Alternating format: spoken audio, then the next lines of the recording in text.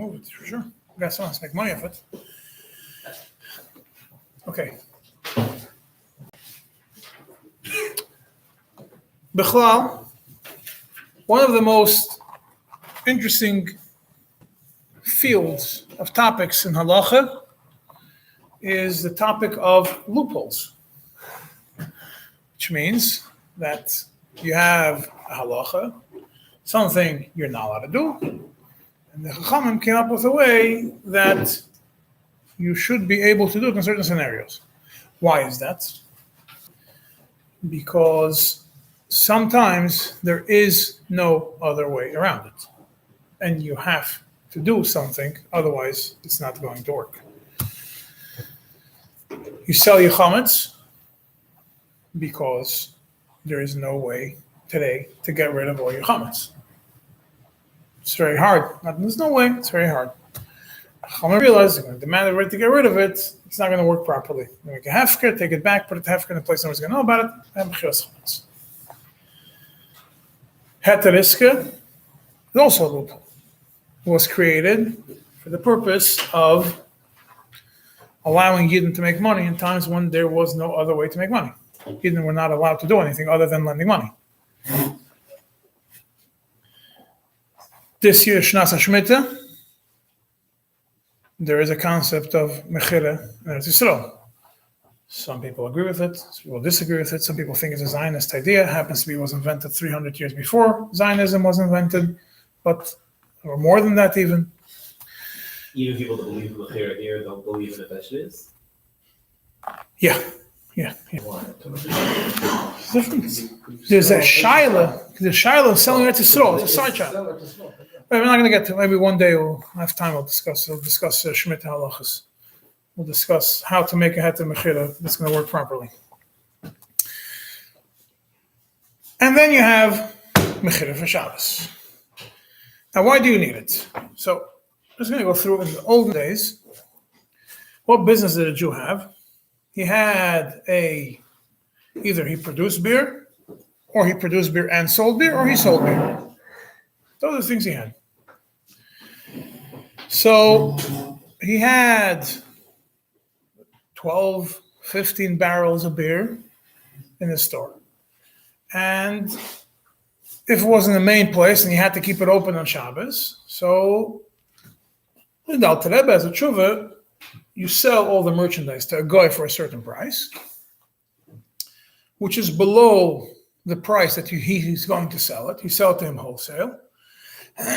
Then he's going to sell as much beer as he wants on Shabbos. Comes Mitzvah Shabbos, you buy back from him whatever. He gives you back whatever he didn't sell. Yeah. And you work out. So the whatever he sold, he pays you for. So let's say he sold 2 barrels. He paid you $100 a barrel. He sold those barrels for $200. So he made $100 of each barrel. You made $100, but that's what you sold him before Shabbos already. So it's done. And the other 12 barrels you got back.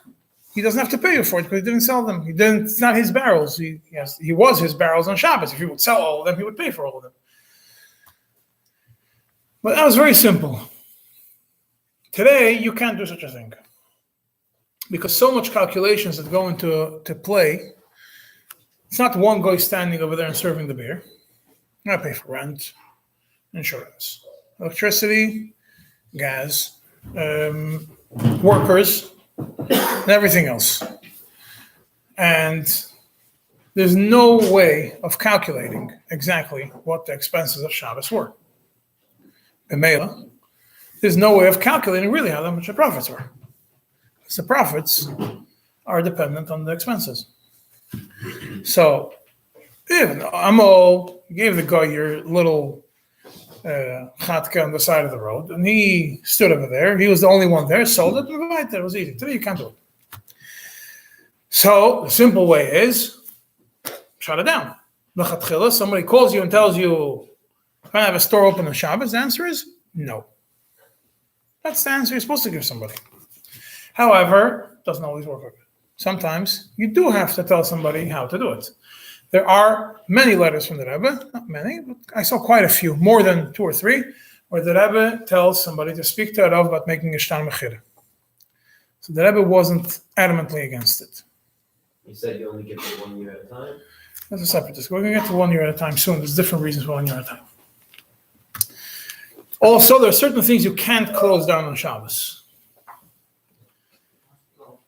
Hospitals, nursing homes, pharmacies, ambulance services, or the ones that take people to the doctors. Ambulances, people take people to the doctors. Gas stations in certain places. You know, the famous story with the Rebbe told somebody to close his gas station on Shabbos. Say with Metzias, sometimes it's hard to have a gas station closed on Shabbos. And infrastructure. Electricity. So I once made a shtar for somebody who owns electricity in a certain city. He owns the wires. He owns the transmission. He produces electricity for the city. Although we do have the thing with the generator.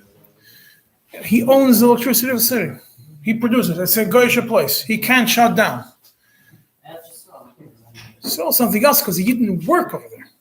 The issue in Israel why the Rebbe wanted a generator, was very happy generator for Chabad, because the Yidden worked on electricity on Shabbos. The Yidden were pouring the coal into the machines on Shabbos. So it's mamash issa deraisa. You're having hanoah from a Yid who's doing issa deraisa. In Israel, I don't know how they generate electricity today. In America, over here, it's much easier. It's not a deraisa.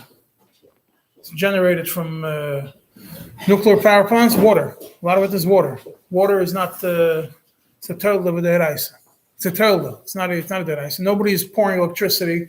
Nobody's pouring coal down the Niagara River to create electricity for Toronto. It happens because the water is going by itself. So the RP, they have to measure the water going up, going down. A lot of it is automatic. It's much easier today. When you had power plants which operated by coal, before they had automatic, so they had people that had to do with hands. That was exercise. Anyways, okay, so this, back to what we're saying, this topic is one of those, call them loopholes. Yeah. Well, before we start with it, the whole Yesod is making a partnership with a guy. But before we start with making a partnership with a guy for Shabbos, much bigger shayla. Are you allowed, bichlal, to have a shutaf with a guy? The Gemara says, Avod Shmuel, Shmuel Sanhedrin says, Avod Shmuel said, it's asur for a Yid to take a guy as a shutaf. I think it's in the... It's not even on Shabbos? It's not even on Shabbos? Nothing to do with Shabbos, yeah. Yeah. Why? Because if it's going to be a machlokes between them, it's a Gemara Sanhedrin. If a machlokes between them, and the guy is going to make a shvur to the Yid to say, I'm innocent. He's going to take the oath in the name of Avodah Zarah. That's also. That means the Jew is causing the goy to be nishba b'shem Avodah Zarah, which is asur even for a goy. To not have a shutaf of the goy. Torah and Choshen Mishpat Siman Kuf Pei Beis follow the same approach. Not allowed to have a shutaf a goy for the same reason.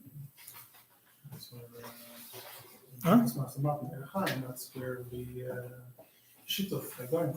Yeah. Yeah.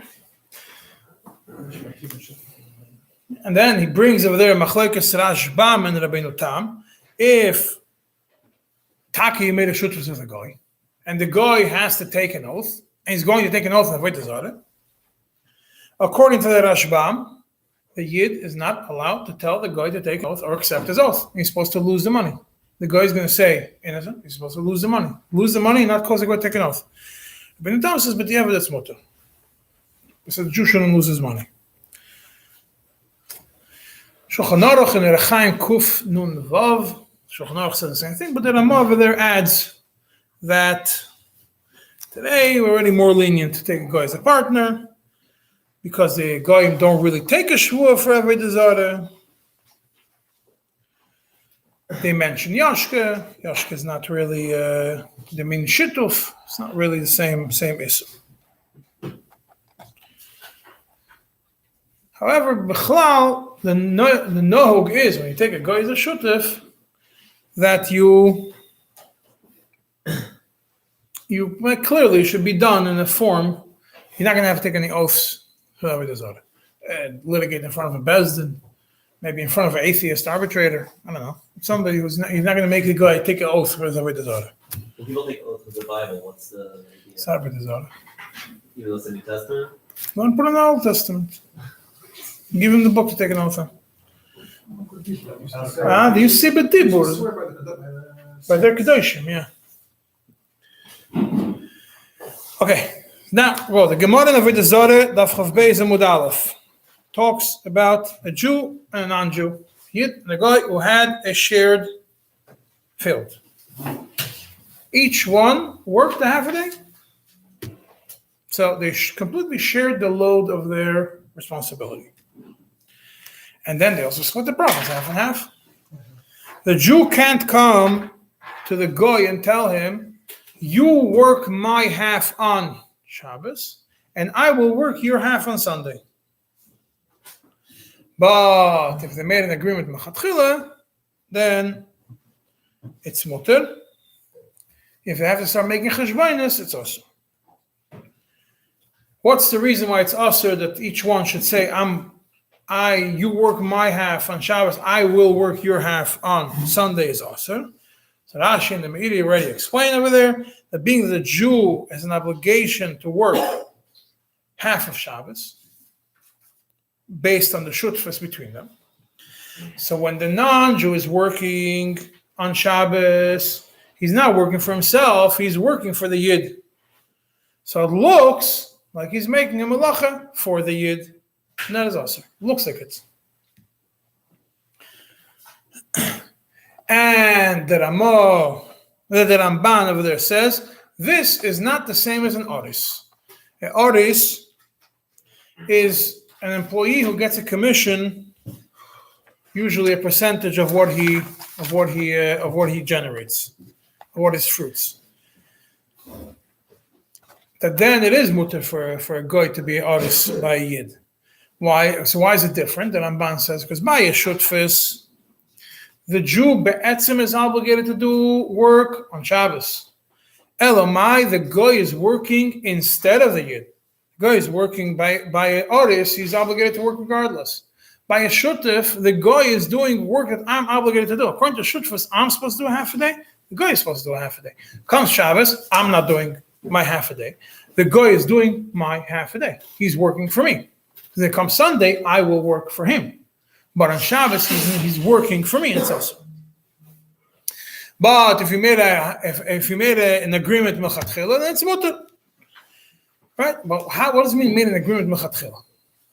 Right? This is where the whole sugi comes into play. What does it mean made an agreement mechatchila? Mechatchila, they came to some sort of agreement, and then it's mutter. That's the lashon of the Gemara is im hisnu mitchila mutter. What's hisnu? What t'nai did they make?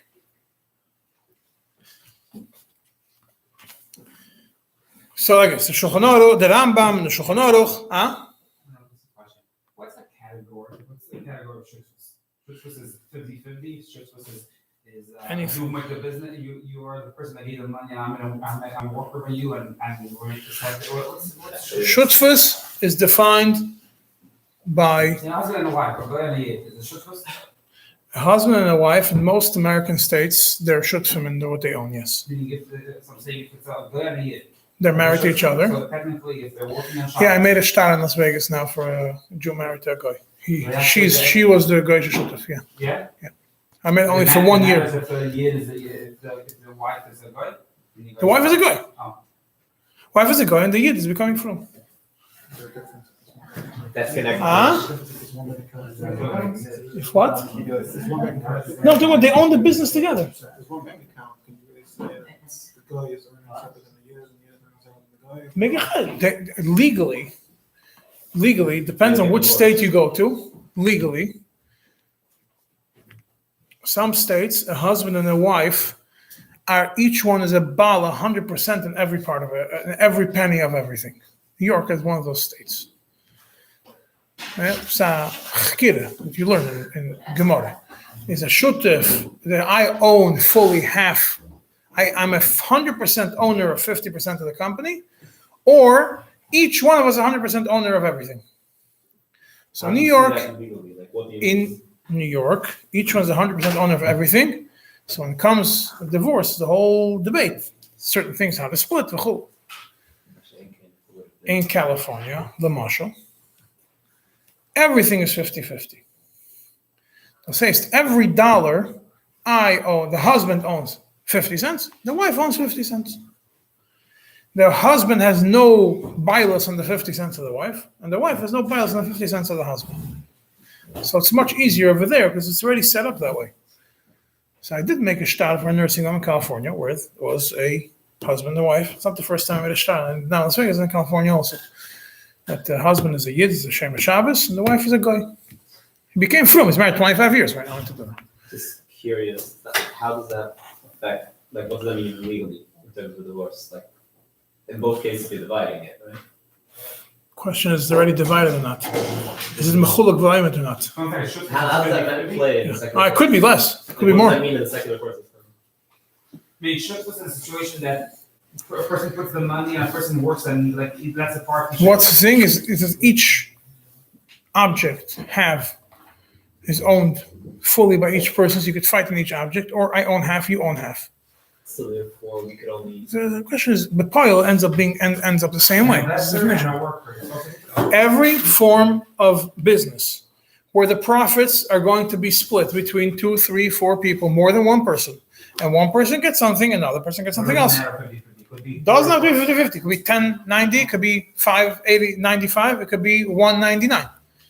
Shutfus is when 2 people or more get profits split based on the percentage that they decided before. Sometimes it could be that the guy who gives the money is part shutef, and the guy who receives the money, and then the guy who works is part shutef. He's giving sweat equity, and the other one's giving money equity. Sometimes it could be 2 people putting in money. One person puts in less, one person puts in more, whatever they agree. That's what's an operating agreement, partnership agreement between the partners that defines how the shutfus works. Yeah, okay, let's go. The Rambam and Shulchan Aruch both say that if from the Chatchila, but the Yid and the Goy decided that all profits and losses from Shabbos are going to belong only to the Goy, and then some random day in the week, let's say Tuesday, belongs only to the Yid, then it's mutter. And the Mechaber, Shulchan Aruch right away adds in Sif Beis over there, that if afterwards, when they decide to divide the profits, they decide that they're going to split it equally, and say, to make a cheshbonos, then it's mutter. The Magen Avraham says that this is only mutter if the Yid is actually willing to waive the difference. What does that mean? Even if on Shabbos they made more than on the other day, he can't go and ask for a difference. It means he's willing to waive the profits, lu yitzur, or the other way around. It means that the Yid is willing to lose money off it. He can't say, let's split everything equally because he wants to make money off it. If he's willing, but the guy says, you know what, Chamshin Gedol to make cheshbonos, then it's mutter. But if the Yid wants to dafka take a chelik from the Shabbos profits, this is important to point out, because if you have a business, usually we say all days are equal in the shutfus, shtari shutfus. But if you have a business where the money is not made during the week, you have a tourist attraction. The money is made on Shabbos. A little bit is made on Sunday, a little bit is made on Friday, the bulk is made on Shabbos. You're not going to be able to make a shutfus with a guy 1/7 to 6. It's a joke. You could, technically, with a lot of other ways, but I'm saying is, you have to be careful. The shutfus has to make sense. And the Yid is obviously making money from that day. You're describing now a case where they didn't make it Tanai Chatchila, or even if they made it? When they make it Tanai L'Chatchila, it depends how they make the Tanai. Tanai also has to make sense for the guy also. The Mahar al-Bach, Rabbi Levi ibn Chabiv, he says that if the Shabbos profits are not known, the Hainu, there's no record how much money comes in every day. You sell, you put it into into the drawer and weitergefahren. Then you're allowed to split half-half. If there's no record, just every time someone comes to put money into the box, and there's no record, you can split half and half. Because there's no way to know if the Yid is making more than the guy is making more than the Yid. The Magen Avraham and the Mishnah Berurah also agree with that mahalach. If there's no way of knowing how to split it, then you don't have to worry about if the guy is making more, if the Yid is making more, if the guy is making more than the Yid or not. Huh? What? Yeah. This is the background before we get to Al Rebbe. This is the Rishonim, the people before the Al Rebbe. I think the Maral Bach was before the Al Rebbe. Huh? So we bring Al Rebbe as one mahalach rather than just bring all the ones that I mentioned before. Most mentioned Feinstein before. The Bach.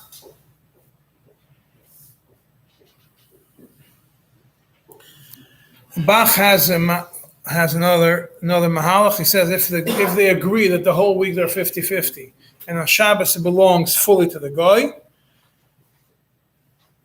it's still mutter, even if at the end of the month they're going to split everything 50-50, because on Shabbos the guy's only working for himself, he's not working for the Yid. It's clear he's working for himself. At the end of the month they're going to split everything 50-50, it's still fine.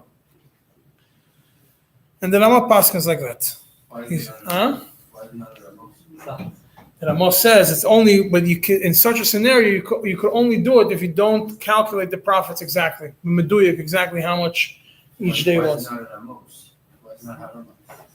If you don't calculate everything exactly, it gets washed in. You make a general calculation of the whole month rather than making day by day. If you make it day by day, it's awesome. But the Ran says that it's awesome because it's clearly a harame, and the Magen Avraham on the Shulchan Aruch clearly says it's a harame. There's an interesting Agoy Sashri also, which says that it only works if the Goy is the owner of the location for Shabbos also, of the actual karka, business. Not only of the products. Because the Goy has to own the whole business. Then it works. But if he doesn't have Bailis, then it doesn't work. Okay, let's go. I'm going to go through and summarize what Al Rebbe. You already learned the whole Siman from Hay, so I'll go through. Let me go through it fast. The summary of Al Rebbe.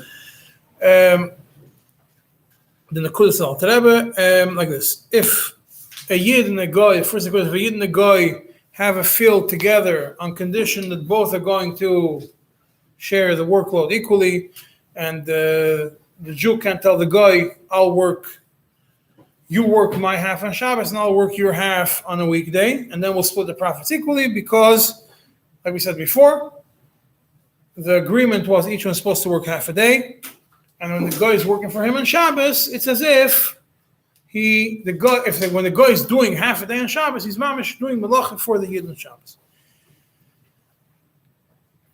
And that, Al Rebbe says, continues even if you didn't say that clearly. Rather, just so happens to be that the guy came in and worked the whole day on Shabbos, and the Yid came in and worked the whole day on Sunday.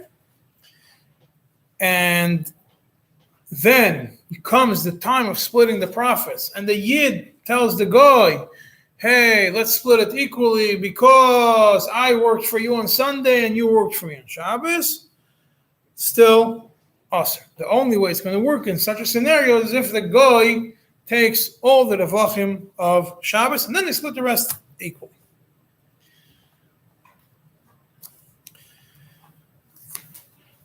Another nekuda is if the original heskim between them, the agreement between them, didn't say that each one works half of each day.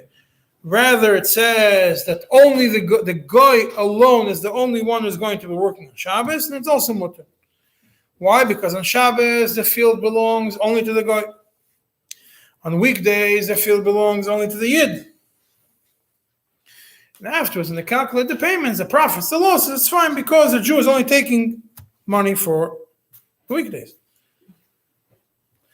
Next, Nekuda from Al Rebbe is if a Yid and a Goy are shutfim in a store or a business, they decide from the beginnings. Very important point to remember. It's be from the beginning. That all the profits of Shabbos belong to the Goy. Whether it's a lot a little. All the profits of the weekdays belong to the Yid, whether it's a lot or a little. Then it's mutter. Even if at the end of the day you're going to split everything equally, it's still mutter. Why? Because it's considered like the guy is giving a matana to the Yid, the chelik of it. But if at the end they start making calculation day by day, and the guy says, "Hey, we can't do Shabbos and Sunday equally." I looked at the books. On Shabbos, I saw only $80 came into the drawer. On Sunday, I saw $120 came to the drawer. So you can't come and tell me, "Oh, Sunday and Shabbos is equal," and he wants the difference, or the other way around. Then it's usher, because it shows that when the guy says all the profits and losses of Shabbos are mine, he didn't actually mean what he said. He comes afterwards and says, "Hey,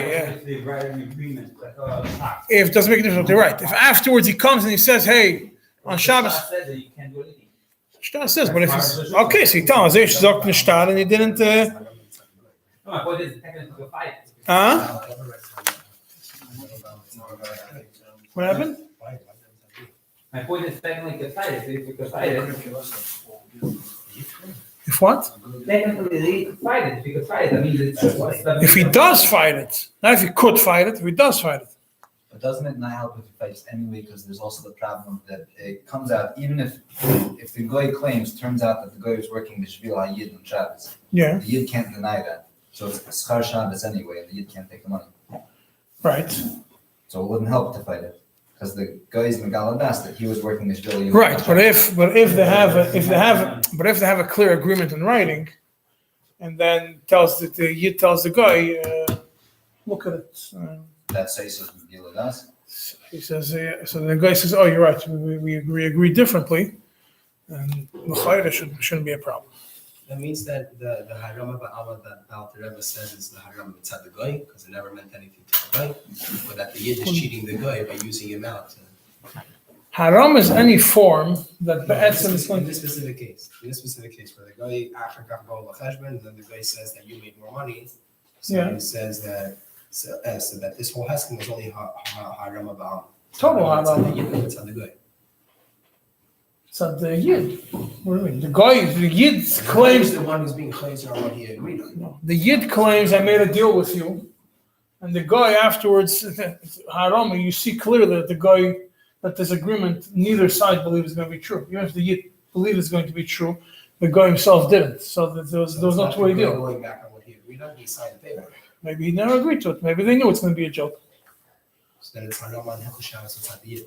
It's Haram. It's not the Yid. The Yid didn't do a proper. Not towards the guy, towards Shabbos. Shabbos, yeah.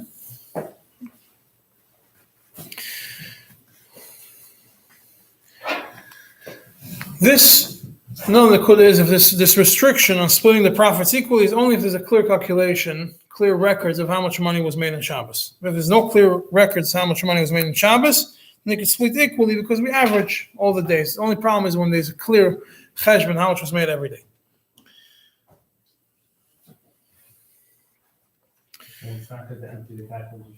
Yeah.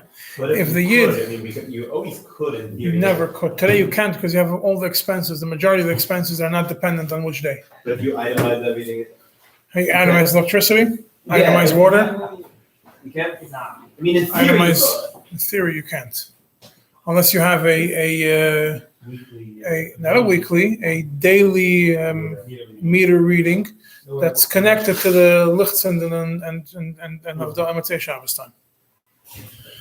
And you have it for all the utilities, and every Shabbos, and you have to calculate the hours, and you have to speak with the insurance company about each nekuda, how much it is, the expenses. You also have to speak with the electricity company because they go up and down sometimes depending on on the prices. No, it's not always the same. Yeah. If the guy and the Yid didn't clearly stipulate such an agreement, rather the guy decided on his own to calculate all the profits half and half, and the guy decided on his own to work the whole Shabbos, and the Yid decided on his own to work the whole Sunday. And then the guy came on his own and said, "Let's split the profits half and half," and nobody mentions the word Shabbos. Then some say it's mutter because the schar Shabbos is not mentioned independently. And some say it's osir because it shows that the yid is taka having hanoah from the vachim of Shabbos. And that's why you have to tell the guy, no, you keep all the Shabbos profits and we'll split the rest between us.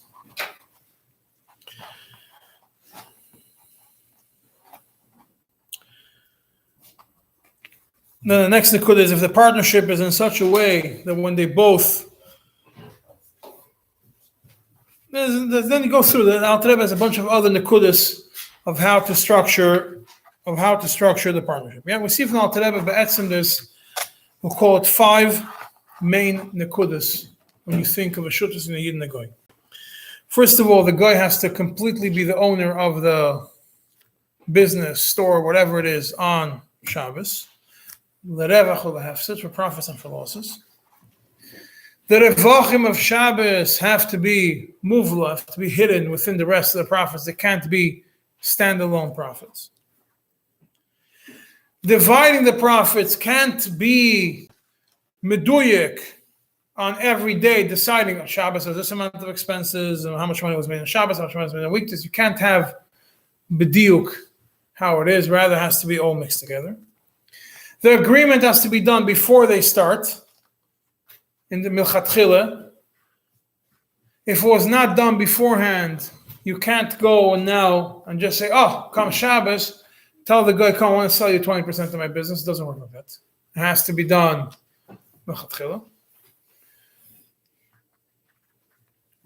Yeah, those are the main, and if it wasn't done beforehand, it has to go through a third person. That means you sell the 100% of the business to a third person, and then he sells 80-20 or whatever the cheshbon is. That's a nekudas of the Alter Rebbe. The Shiur from Rabbi Moshe Feinstein, which is Chelik Aleph סימן Tzadik. What was the difference between the second and third nekuda of law, and you can't have the days of Shiur? It has to mix together, isn't that the same thing? No. One is that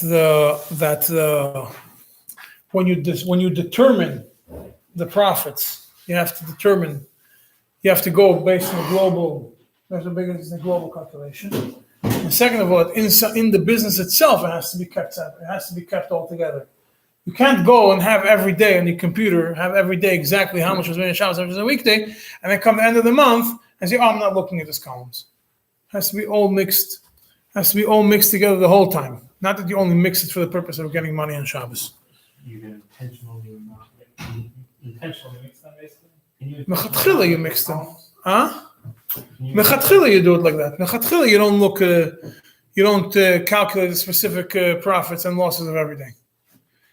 Today, you have everything on the computer, anyways, but it doesn't have the expenses. It only has how much things were sold, and it doesn't mean anything. Not exactly. Not for these things. You're going to have to split them by day.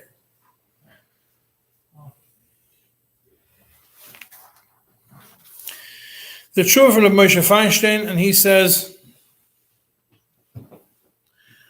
this is a Chelik Aleph סימן Tzadik, that this rule that you can split the profits equally when you don't know exactly how much profit there was, how much law each Shabbos, is only when there is taka, a way of knowing.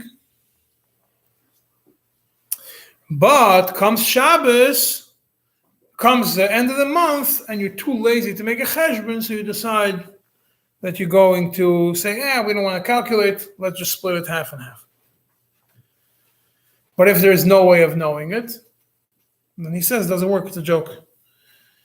He says, that's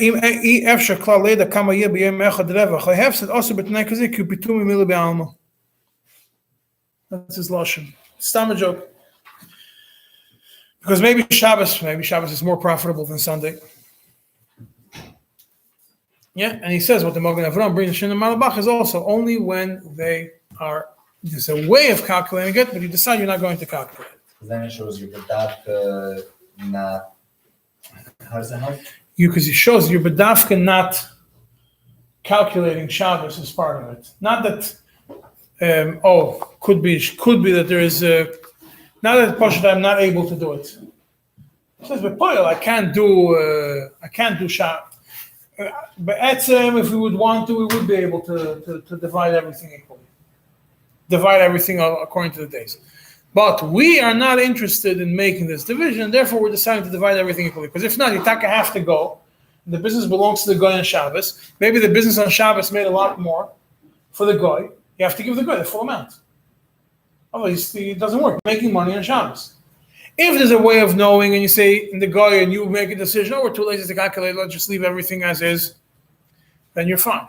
But if mechatchila there's no way of calculating it, and you can't say, we'll split everything half and half, then you have to figure out a way to calculate. Otherwise, it does. Maybe Shabbos had more than Sunday, and it belonged totally to the guy. You wouldn't just call it matana from the day to the year.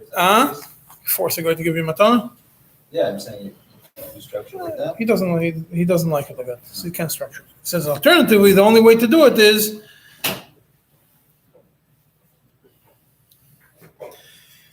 you can make a deal with the guy that if he wants to, he owns the business on Shabbos. Though. If he wants to, he doesn't have to work b'chlal on Shabbos. He wants to work on Shabbos, then fine. But if the deal is you must work on Shabbos, then it goes back to being a problem. He explains it still becomes a shliach of the year to work on Shabbos. He's working for him. Yeah. And he says the last thing is it has to be clear document from between them writing the deal. You can't just do it baal peh. The last words is he has to start. מה שיסנה עם העקום בין באופן א' ובין כאופן הבייס ועד נוחן יועצה שיכתבו זה בשטר. אם יעשו השותפות בשטר של הכוס על ידי lawyer ועד הצורך לעשות שטר שמפורשים התנועים שהיסנו, ומה שידברו בעל פה אינו כלום ונקרא שהוא רק להרום. Where does he get it from? I don't know, but they have the same svara in Hilchos Ribish. We saw בעצם מחצדק. What I'm saying is, when it comes to Haram, you saw we saw in some Machzedek for Hilchos Ribish, and het riske, everybody knows it's a scam, so mainly you have to make sure it's clearly written and everybody knows what it's about.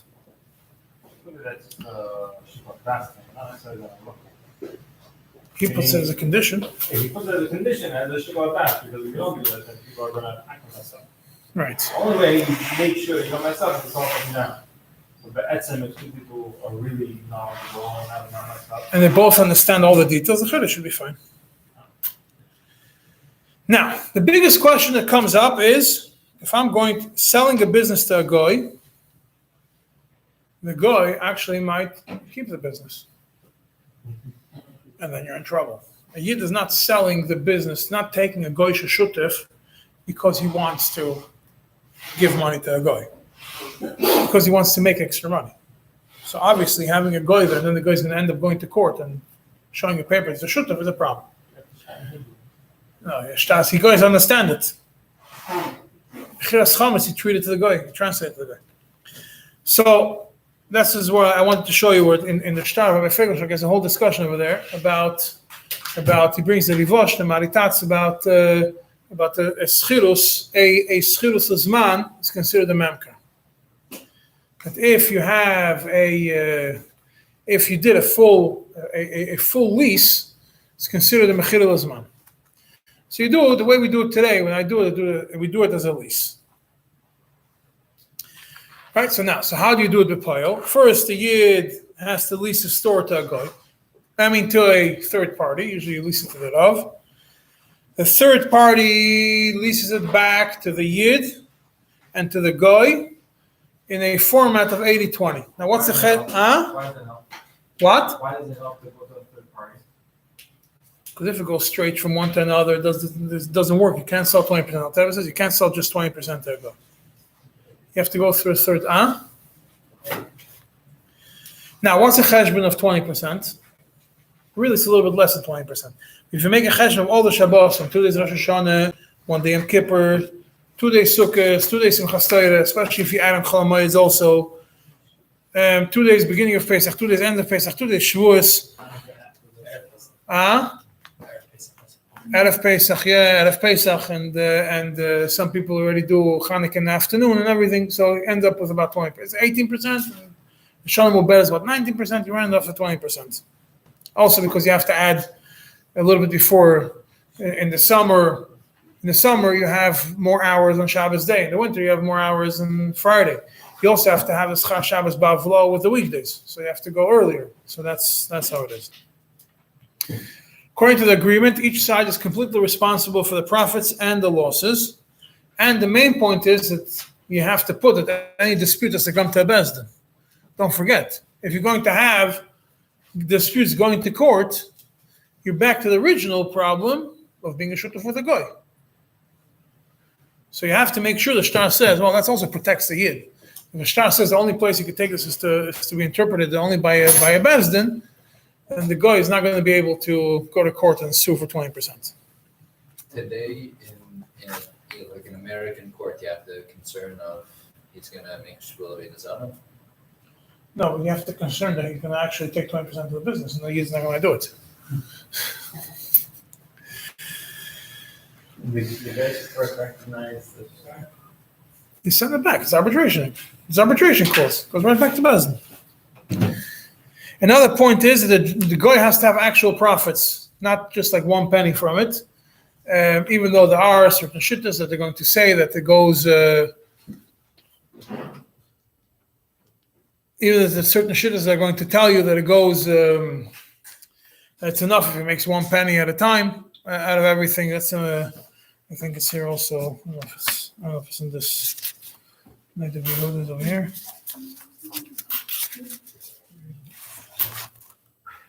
Yeah, the Night of Yehuda has that. The Night of Yehuda is on the page, on the second page of the sources I gave you. You have that you give him every 1,000 that he sells, he makes 1 pruta. Chazon Sofer doesn't like that. But again, if you try to make a little bit more than that. Yeah, so this is all. What's that for? What's that for? What? When you take a goy that he's going to make money from everything he sells, you say he's going to sell 1,000, he's going to make 1 pruta from the 1,000 he sells. And Yehuda says that's enough. Chazon Sofer says it's not. There has to be that he's actually making. Wait, enough for what? Like that's the entire tonight? Yeah, Because then he has partial violence and everything. he has partial benefit. He's working for himself. Chazon Sofer doesn't Like work. the Soda, he's a partial owner. Yeah, but it's 1 penny out of 1,000. The Chazon Sofer doesn't hold it up. Now, so this is all. This is before I'm going to go to the shtar, just the shtaris, and I review the shtaris with you. I want to just point out all this is talking about the idea of having a shtar. But when are you allowed to do it? There's Rabbi Yaakov Emden, Shilas Yaivitz, Chelik Beis, סימן Samach. He has a bunch of conditions to do it. L'mashal, it can't be done on the property of the Jew. Nobody could connect the Yid to this business. You can't have a business called the Cohen's Kosher Meats and have it open on Shabbos in the Jewish neighborhood. Now everyone could connect everything. You just need to Google it a little bit. No, that's not what it means. It means it's clearly visible. You have a store called Cohen's Kosher, whatever. So you have a store called Cohen's Kosher Meats. It's a problem.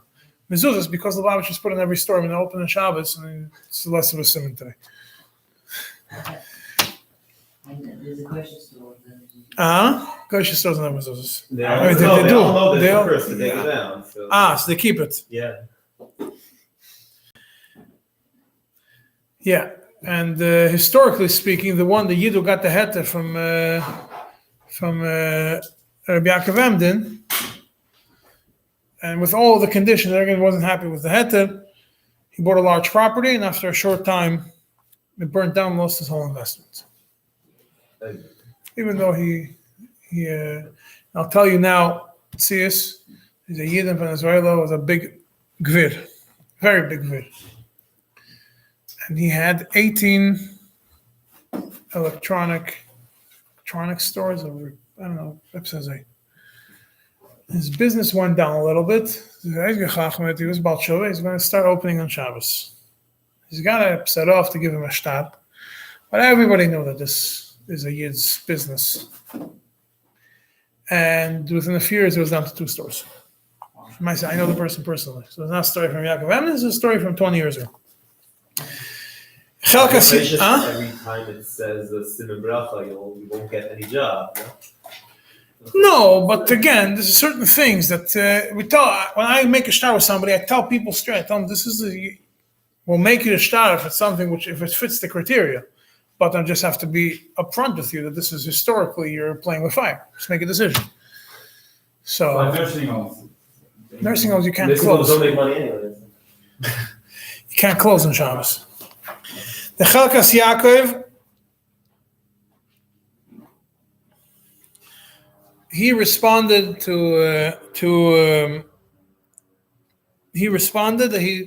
that he doesn't want the Chelkas Yaakov is in Switzerland. He responded he does not want to be materet because if one person is going to open in a Jewish neighborhood, then it's already going to be opening. It's a big nisayon. The whole concept of Shabbos is going to be forgotten. And he says, when I lived in Germany, I saw it with my own eyes. And I can tell you that it's not a theory, it's history. And that's why the Rabbanim in Germany, the Haredi Rabbanim, did not allow such a tatum, and they would stay away from it.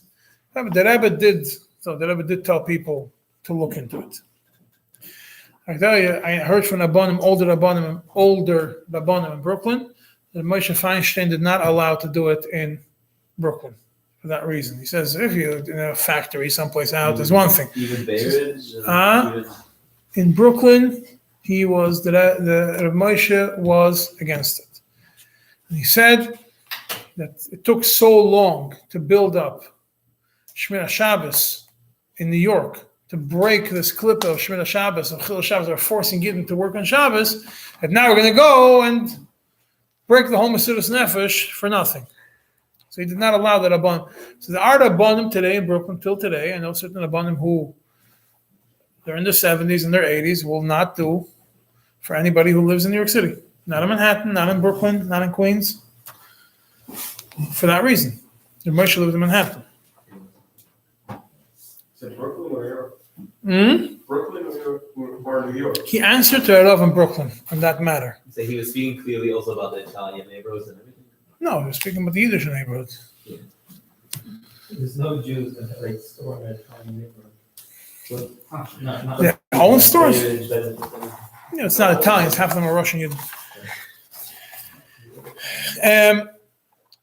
There's a Shas, a Chuvas, Shevet HaLevi, and Mitzad Echad Bichlal, the text says we should not do it. Shevet HaLevi Chelek Yesim Chav Zayin.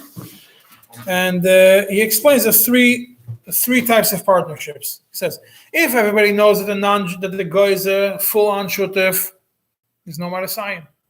So Chayretz Mutter. If a Yid is a quiet shutef, and everybody thinks that it's only owned by a goy, it's for sure not a problem, because for sure there's no Marasayin. But if the goy is a silent partner, and everybody thinks that it's owned only by a Yid, that's clearly Asr, because it's Marasayin.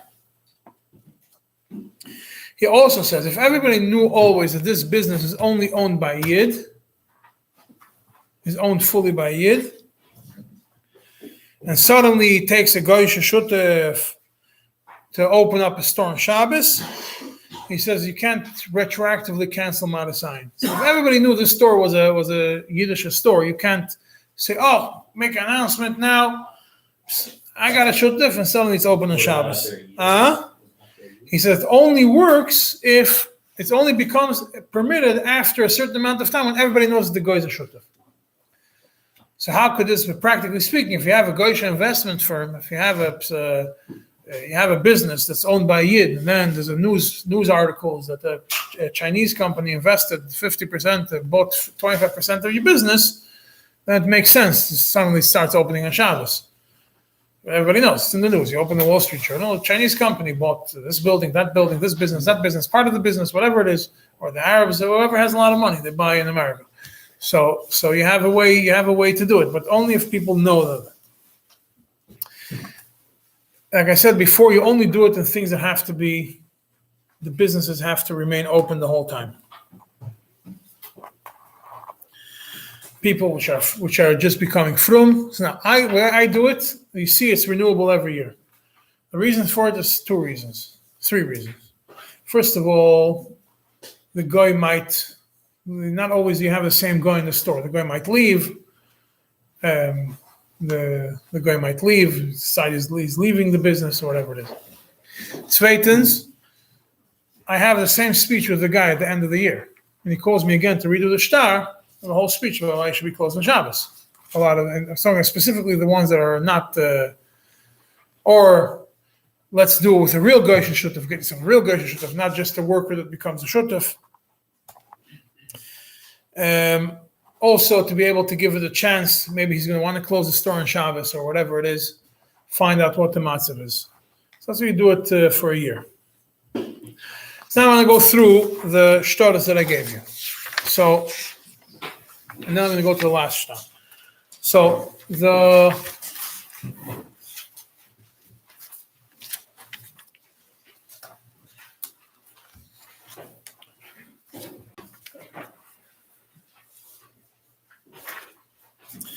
are three shtaras here. I based my shtaras basically on this one. I learned from Rabbi Fegelstock, so they're based on this. So you can see them in English. You can see the Rabbi Fegelstock shtar, and you go on the minor in English. It's easier to read. Now the first shtar you're going to see is the two Yidden that are leasing the business to me. Obviously I changed the numbers, but they're leasing the business to me for a set amount for 1 year. You make it like a real number that like makes sense. Make it a number that I can pay them. No, but it's also like the fact that you wrote 1,000 and not $10. Yeah, no, I make it a real number, yeah. 1,000 is also not such a real number. Yeah, that's what I was wondering. Yeah, it's a lot more than 1,000. We make a shtar, the Yid leases it to me.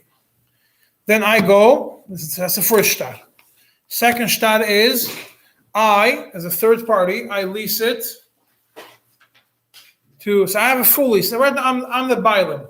Technically speaking, I could walk away if I could walk away, I have the business now for $1,000. I could walk away with the first shtar, not sign the next two shtaras, and goodbye. I have the business for a year. There is a case where the Yidden only own the, and now they're trying to acquire. Yeah, it's always like that. Yeah, most of the times. This is this case. Okay. So about the shtar, it's interesting because it has more than just. The next one is I go and I lease it to the two Jews and the guy. The guy who's going to be part of this deal is going to be usually take the highest paying guy in the business. Now, it's important to note certain businesses, the management, the ownership of the businesses has to be by people with certain licenses. So you can't just take the janitor and have him purchase 20% of a liquor producing company. He doesn't have a liquor license. Can't be a nursing home manager, doesn't have a nursing home license. Can't be owner of a restaurant, doesn't have a restaurant license. Not restaurants. Restaurants not supposed to. We don't do the shows for restaurants. But when you have pharmacies, you can't have a pharmacist without a certificate. So you take the guy that has the qualifications that legally it's also real. The guy has to understand also that it's real. The second one goes from the Yid. For me, goes to the two over here. So it's two Yidden were shutfim. And they want to bring in a guy. So once the two Yidden and the guy. And then once I do it to them, I leased it to them. Now I'm out of the picture. Why do you need to be in the middle? Because the two Yidden owned it 100%. So why can't they give part? They can't give part to the guy because mamish haram has to go through a third party. They can't sell. So an alternative, I think, is where it's at. It's clear not to. Has to go through a third party. So it goes to the two Yidden. So over here, there's two Yidden were shutfim. And you see in every document that says this agreement is construed interpreted only by the Shulchan Aruch. Then comes the third document. I'm not part of the third document because now it's between the two Yidden, or the Yidden and the Goy.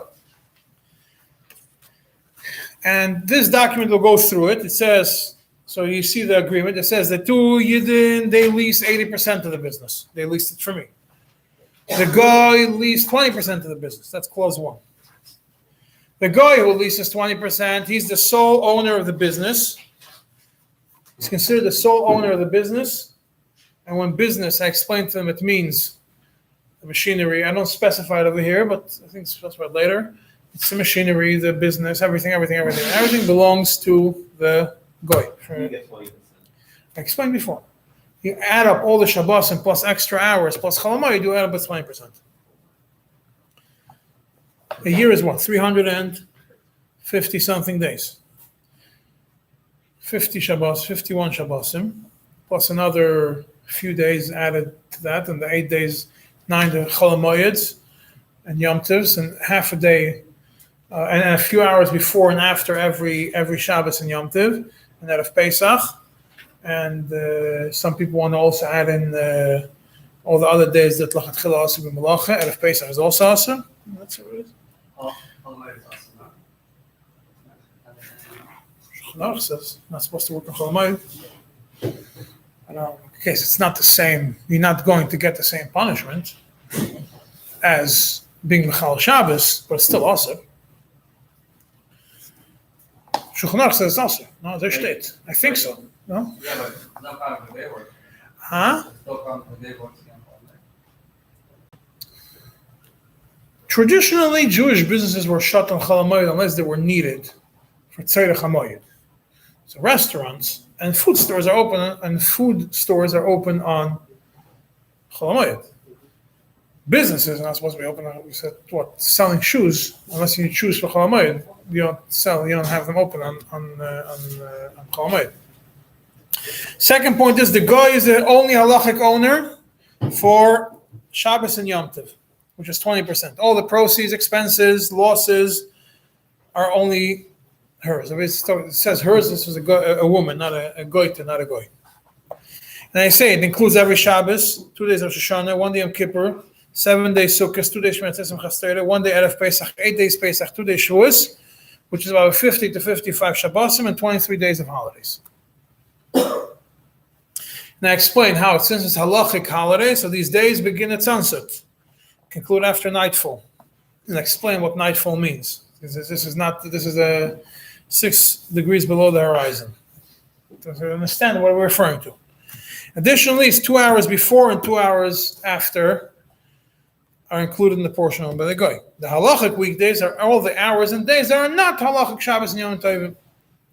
So Jew 1 and Jew 2, who are the joint owners of the business, own 80%. They are the sole halachic owners of the business during the weekdays.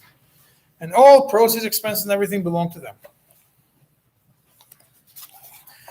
Now, being that this is a nursing home, it also has the issue of chametz. So this is added paragraphs that are not usually put into every shtab. These added paragraphs are put in there as a backup. In case mechiras chametz was not done properly, there's a backup. But be'etzim, I make them do mechiras chametz properly, selling the chametz and selling the whole business to a goy separately. How could they sell the guy's business? I mean, to that guy, to the same guy, yeah. That's already sold. I know, but to make a separate shtar again, Why? to clarify it, huh? Why? But it's one shtar, maybe it's not so clear. We make a full shtar with kinyonim and everything. Yeah. So included in the guy's total ownership of 20%, which includes, I say, the 1 day of Pesach, 8 days of Pesach, also includes ownership of all the chametz and chashash chametz that are owned by the business during the 9 days. Yeah? The reason I have to take a full mechiras chametz is because mechiras chametz is mechira chaluto gemura. You can't put this in the shtar. Mechira chaluto gemura, that's not going to go back. You have to put, so at least it's somewhat of a backup. And these two Yidden have no ownership of the business whatsoever in any chametz and chashash chametz for those 9 days, and have no rights whatsoever to any proceeds from it.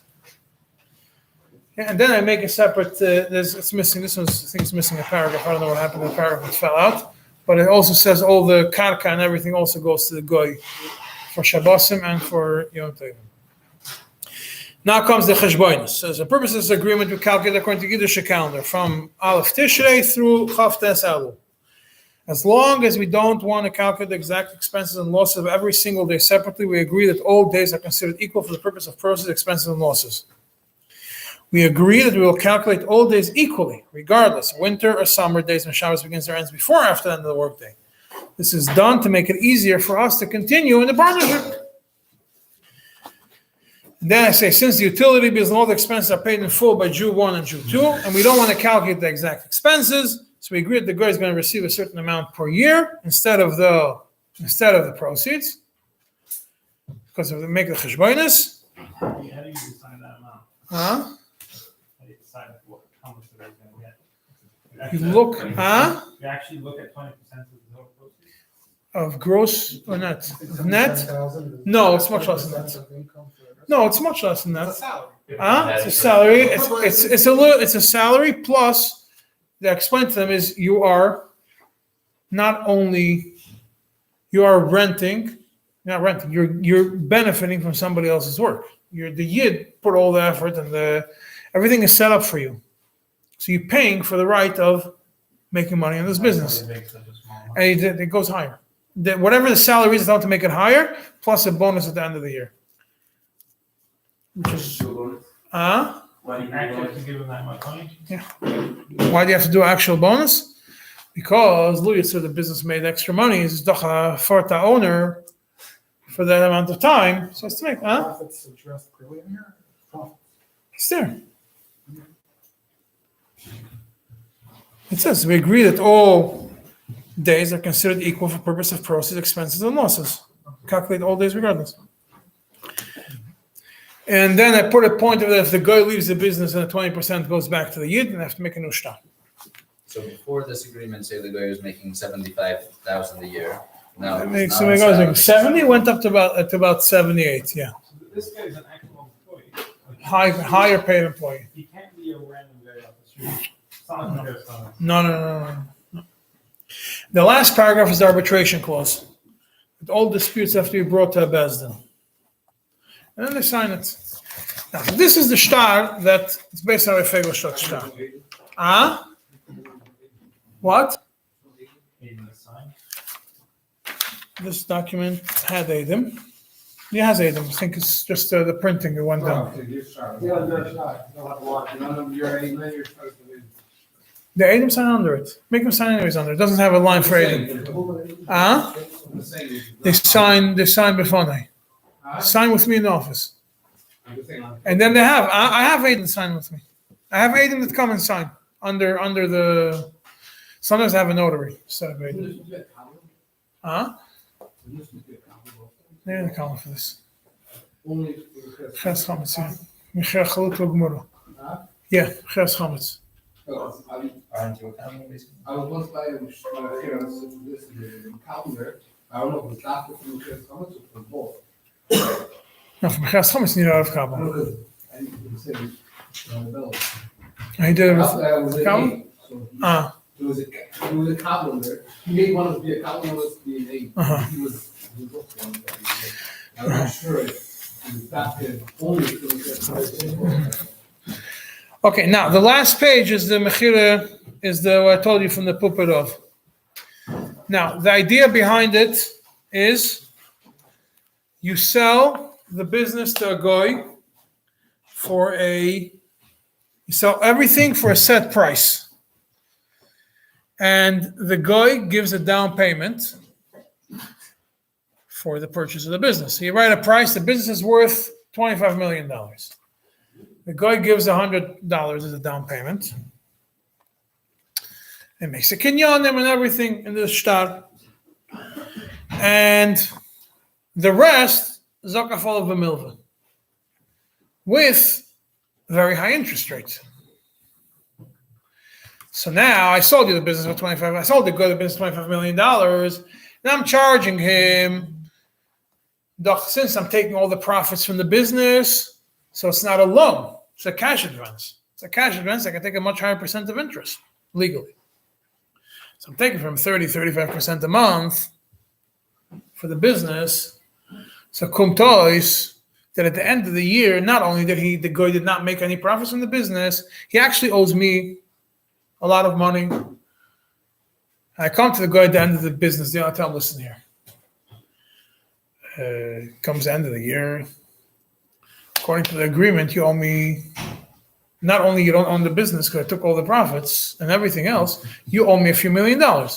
So let's make a wash. I'll forgive you the what you owe me. You'll give me back. You'll sell me back the business. Shine, sell me back your 20%. That's how they get it back. That's the shtar. He makes them put down a down payment. Yeah. He didn't put down, he made the person put down a down payment. For the business. $50, so they put down was cushion. They put down $100, but it was $50 for one day and $50 for the other. So what's down payment like this? He does it like this. Yeah, but it's a down payment with the interest. Maybe he did like Mechiras Chametz. I don't know.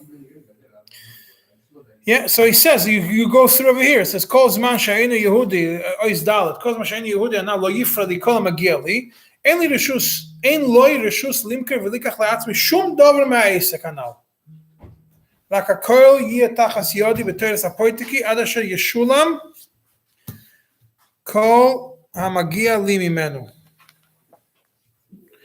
Yeah, בזמן הפירעון, ואם לא ישלם בזמן ההוא, אז הרשוס ביודי למכר לאחר כל העסק הנ"ל בלי נטל הרשוס מן יהודי, כל שיקח בעדיין פוחס ניוסק כפי מגיע, הכל יהיה שלי, ואין לו שום תיינו מין על זה.